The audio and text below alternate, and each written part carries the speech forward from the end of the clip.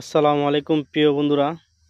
আসলে দেখেন, এই যে ধানের গেরা, আসলে এইটি থেকেই ধান বীজ রোপণ করবে, তারপরে আপনার জ্বালা হবে। এই জ্বালা থেকে আবার এগুলো আবার খেতে চাষ করবে। চাষ করার পর আবার এই থেকে আবার ধান হবে। এই থেকে আমাদের খানা খাওয়া হবে।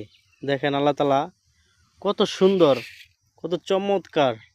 আসলে আল্লাহ তাআলার প্রশংসা না করে উপায় নাই, যে আল্লাহ তাআলা এখান থেকে আমাদেরকে খাবারের ব্যবস্থা করে দিচ্ছেন।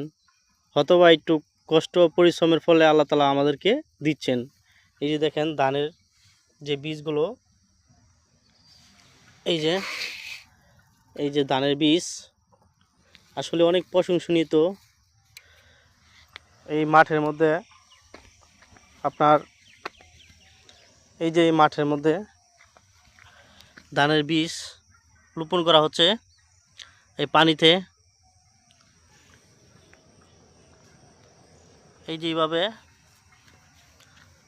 এই থেকে আবার ধান হবে, ইনশাল্লাহ আমরা আবার খেতে পারবো।